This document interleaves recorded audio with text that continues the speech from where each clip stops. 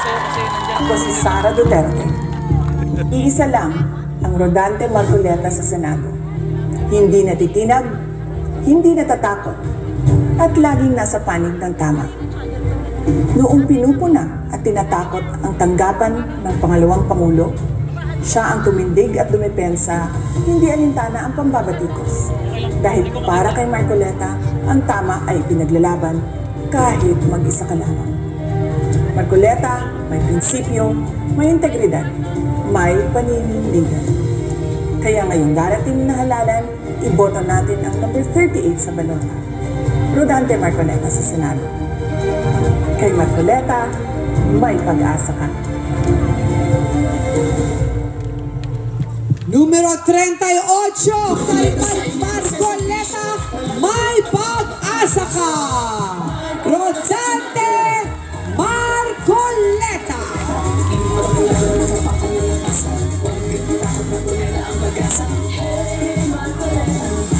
Ipapatindig sa mga si Marcoleta, ipaglalaban ang kapakan ng masa. Huwag kang matakot, Marcoleta ang pag-asa. Hey Marcoleta, Marcoleta ang pag-asa.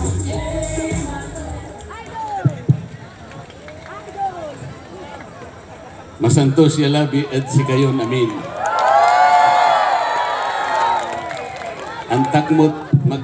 Antakmot sumansalita na Pangasinan, pero daisit labak. Salamat kay Mayora Marilyn Lambino, tinuruan po niya ako makapagsalita ng konting Pangasinan. Kasi po, talagang gusto kong magsalita sana ng Pangasinan, yung buong buo. Kaya lang hindi ko kaya.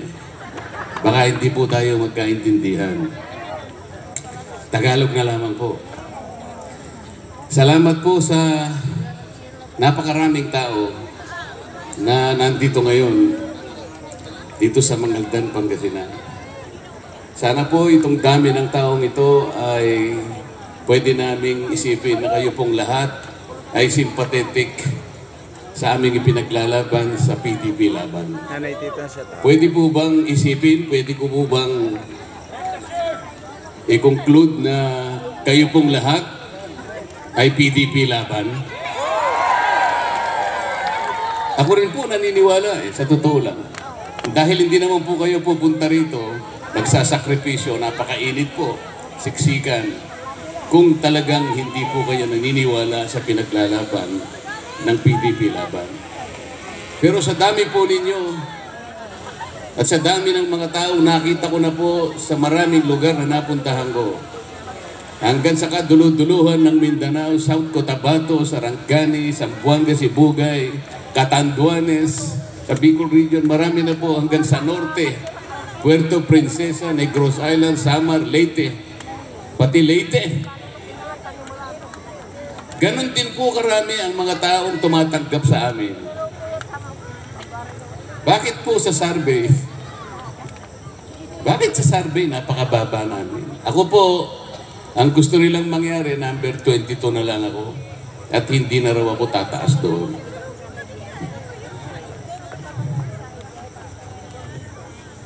Manisya kayo? Ano po? Naniniwala po ba kayo? Eh kasi po yung kabilang team, 12-0 daw sila. Manisya kayo?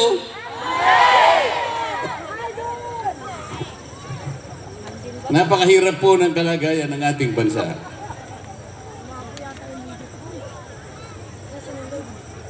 Sampiga su sakay yakilo na blas na natan. Magkano po? Mambli o mura? Mambli. Totoo po yun. Ang presyo po ng pagkain napakataas na po. Hirap na po ang ating mga kababayan. Ngayon lang nangyari sa atin ito sapagkat ang inuuna po ngayon dito sa ating bansa ay pamumulitika. yung magkakahiwa-hiwalay ang Pilipino. Ayaw po nilang unahin ang makakaganda sa kabuhayan ng bawat isang mamamayang Pilipino. Basahin po ninyo, kung nabasa nyo yung dyaryo ngayong umaga, ang sinasabi po, 15.5 million families ang nagsasabi po na sila ay mahirap. Ibig sabihin po noon, halos 77 million Filipinos ngayon ang nagsasabi, mahirap sila. Ako po naniniwala. Totoo yun. Nang sabi pa ng survey, 27% ng ating mahihirap na kababayan, nakakaramdam na po sila ng gutom.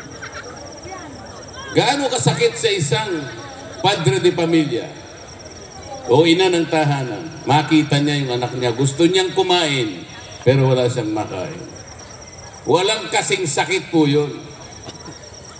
Pero po ang inuuna ng mga namiminuno ngayon ay yung pamumulitika. Ang sabi ko nga sa kanila, sa Quadcom, ayoko na po sumama sa kanila, nagagalit sila sa akin dahil hindi na raw po ako team player. Sabi ko sa kanila po, team player ako hanggang sa tama lang, hanggang sa totoo lang at katwiran ang pinag-uusapan natin. Pero kapag kayo'y lumabas na sa katwiran, hindi na ako sasama dyan. September 2024, sinabi ko sa kanila, yung pag-uusisa ninyo sa confidential budget ng Vice President, personal yan, personalan na yan, politika na yan, hindi na totoo yan. Hindi na inquiry in aid of legislation, hindi totoo yan. Ang gagawin ninyo, you will impeach the Vice President. Itaga mo sa bato. Nangyari po. Hindi totoo na kunwari gumagawa sila ng batas, kaya sila nag-iimbestiga. Hindi po totoo yung huwag kayo maniwala. Sabi ko sa kanila, September 2024, you will impeach the Vice President. Ayun po yung ginawa nila. They impeach the Vice President. Quadcom, ang sabi ko, hindi ako sasama dyan. Hindi kayo gagawa ng batas. Hindi kayo tumawag ng napakaraming tao para magpatulong kayo sa kanila, para magbalangkas tayo ng batas. Hindi totoo yan. You will crucify the former President of the Republic. Sabi nila, hindi namin gagawin. Nangyari po, totoo yan. Kapag ka po nanalo yung team na yon, tatanggalin po nila ang Vice President. Totoo po ito. Kapag nga po na sinabi ng mga kasama ko, 16 lang ang kailangan para tanggalin ang Vice President. Naghihintay po sila ng tamang panahon. Akala nila mananalo sila at pag nanalo po talaga, tatanggalin nila ang Vice President. Paano ka ako gagawin ninyo? Inuusisa ninyo ang confidential funds ng Vice President. Tinanong ko yung COA, ilan po bang opisina ng ating pamahalaan ang merong confidential funds? Sabi po ng COA, 400 mahigit. Bakit 400 pala ang merong confidential funds at lahat naman ay naabisuhan ng COA na mag-submit ng ibang mga requirements to validate the utilization of the respective funds? Bakit naman ang opisina lang ng Vice President na tinarget niyo? Di magagalit ang mga tao, lalong-lalo na dito sa Mangaldan, napakatalino ng mga tao. Mahalata tayo na may personal tayo. Isa lang po ang tinarget nila, the office of the Vice President. Yung pong mahigit na 400 kinalimutan. Hindi po totoo yung ginagawa. Then tinanong ko po, bakit tayo ang nag-o-audit? Kailan ka ako naging karapatan, kailan naging tungkulin ng House of Representatives tayo mag-audit ng paggasta ng pera ng bayan? Kailan? Basahin natin kahit sa ang batas, pakita nyo sa akin, sasama ako sa inyo.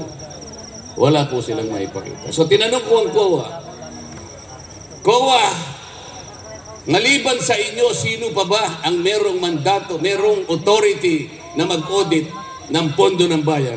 Sagot ng COA, wala na po. Bakit ninyo binigay yung mga records dito sa House of Representatives? Bakit sila ang gumagawa ng tungkulin ninyo? Paano po? Sinabpi na po kami. Dahil ba sa sinabpi na kayo, ibibigay nyo na yung trabaho ninyo? Mali kayo. Bakit hindi nyo sinulatan ang aming speaker?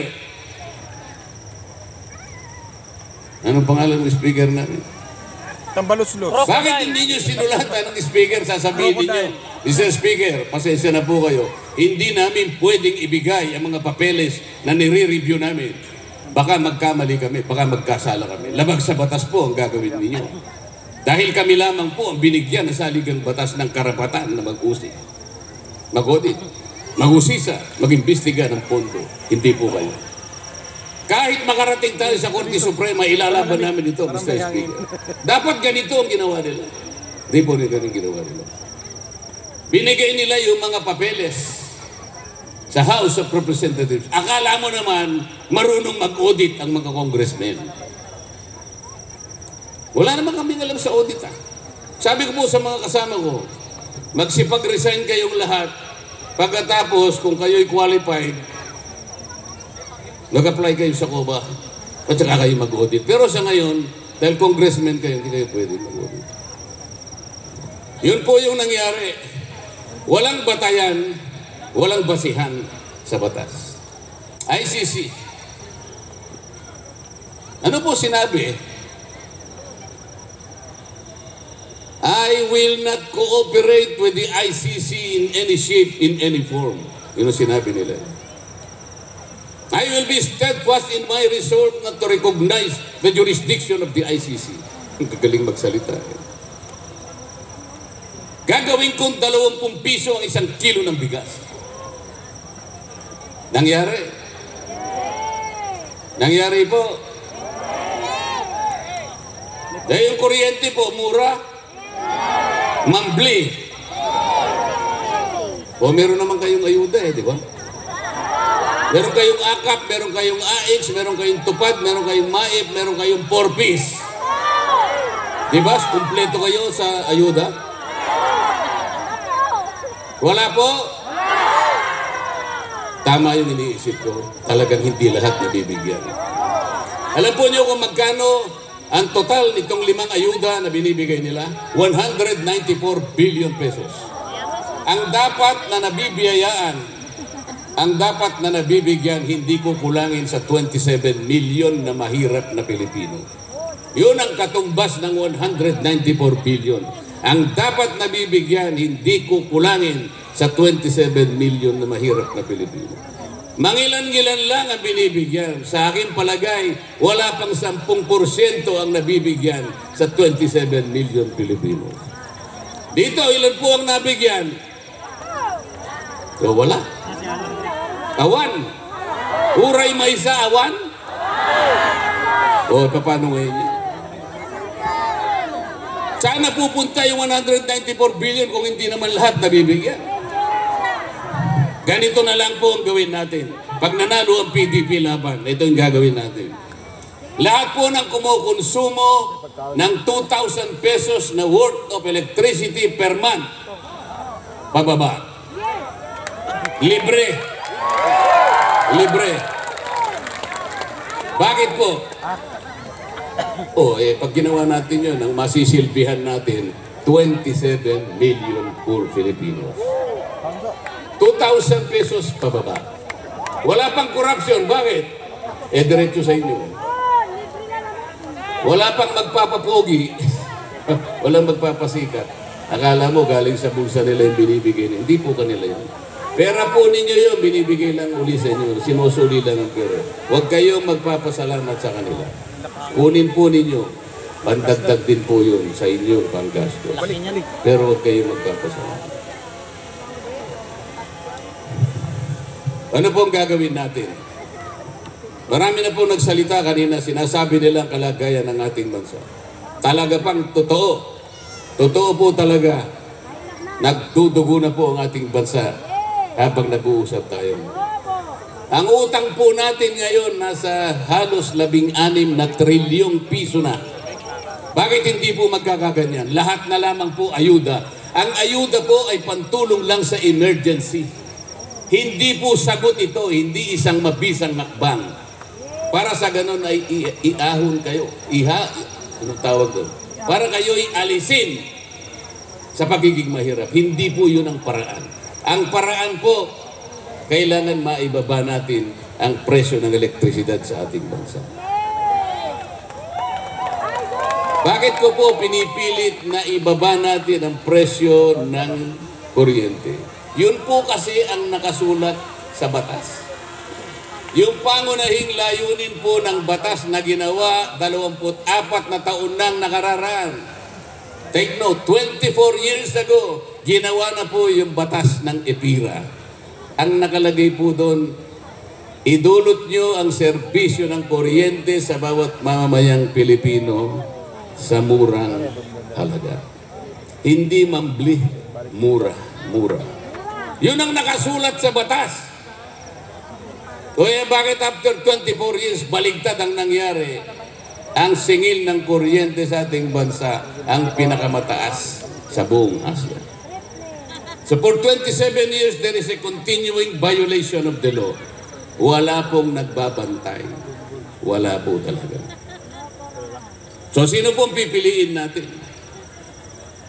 Yung team na ang gusto hindi na makabalik dito ang dating Pangulo. Yung buong gusto nyo? Yung team na yun ang gusto nila tanggalin ang Vice President kapag nakakuha sila ng maraming boto. Yan po ba ang gusto nyo? Yung PDP laban, siya lamang ang lalaban doon sa mga maitim na balakin na yun. Naniniwala po kayo? Ang hina. Naniniwala po ba kayo na kayang gawin ng PDP laban? O kailangan po magkasundo tayo sa gabi nito. Walang putulan. Kailangan kontrata po. Kontrata. Hindi yung kontratang ginagawa nila, kung po kunwari sila, gagawin nating 20 pesos ang dito tuyo. Hindi namin tutulungan ng ICC dito tuyo. Magtatayo kami ng 1 milyong housing units per year. Walang nangyari. Puro salita. Ang gusto ko po salitaan na tayo lang dito ngayong gabi. Parang salitaan ng sabungero. Meron pong hindi ko po pinupromote ang sabong, mga kababayan taga Mangaldan. Hindi po ako marunong magsabong, baka po ako'y matiwalat, bawal po sa akin yan. Bakit ko po sinasabi sa inyo na kung minsan napakabuti pa na kopyahin ng isang ugali ng isang sabongero? Meron silang isang natatanging ugali. Dapat sana yung ugali na yan ang taglayin ng isang tao na gustong maglingkod sa kanyang bansa. Isang salita. Ginagawa ang salita. Sa totoo lang, ang sabongero po wala nga salitaan eh. Wala nga kontrata eh. Senyasan lang eh, gaganon lang eh, di ba? O, gaganon. Alam na alam mo ah. Tama po, hindi. Senyas lang pero ginagawa po nila. Senyas lang pero matibay. Matibay na salita. Senyas lang, nagkakaintindihan. Pero itong nangyayari po sa ating bansa, batas na nga po eh. Hindi pa sinusunod. So ang gusto po namin ay isang salitaan matino ngayong gabi. Uulitin ko lamang po. Kayo pong lahat na nandito ngayon, nagkakaintindihan ba tayo, nagkakasundo na ang inyong iboboto lang ay PDP laban? Pwede po bang ilakas natin ng konti? Para marinig ng tao na nandun sa Tacloban. Hindi ko po kayo mapapasalamatan ng buong buo. Hindi ko alam paano pong salita ang gagamitin ko para ipaabot ko sa inyo ang aking pasasalamat sa inyo. Wala po kaming dalang AX.